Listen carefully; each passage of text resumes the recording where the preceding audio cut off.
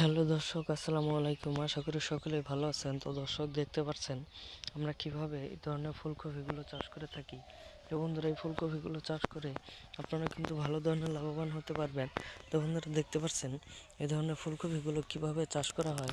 তো বন্ধুরা, এই ধরনের ফুলকপিগুলো চাষ করে অনেক কৃষকেরাই কিন্তু ভালো ধরনের লাভবান হয়েছে, এবং আপনারা যদি এই ফুলকপিগুলো চাষ করতে পারেন তাহলে ভালো ধরনের লাভবান হতে পারবেন। তো বন্ধুরা, এই ধরনের ফুলকপিগুলো অনেক কৃষকেরাই কিন্তু চাষ করে থাকে, এবং তারাও কিন্তু অনেক ধরনের লাভবান হতে পারে শুধুমাত্র এই ফুলকপিগুলো চাষ করে।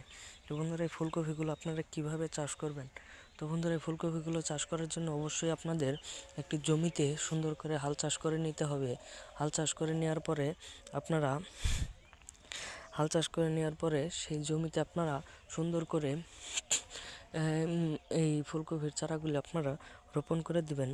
রোপণ করে দেওয়ার পরে আপনারা সেই ফুলকপির চারাগুলি রোপণ করে দিলে আপনারা প্রত্যেক দিন সকালে এবং বিকালে পানি দিবেন। পানি দেওয়ার পরে সেই গাছগুলো খুবই তরতাজা এবং সুন্দরভাবে বাড়তে থাকবে। তখন সেই গাছে আপনাদের এই ধরনের ফুলকপি ধরবে। তখন সেই ফুলকপিগুলো আপনারা বাজারে বিক্রি করে অনেক টাকা ইনকাম করতে পারবেন। তো বন্ধুরা, আমাদের ভিডিওটি যদি আপনাদের একটুও ভালো লেগে থাকে তাহলে অবশ্যই চ্যানেলটি সাবস্ক্রাইব করে দিবেন। ধন্যবাদ সকলকে। সকলে ভালো থাকবেন। আসসালামু আলাইকুম।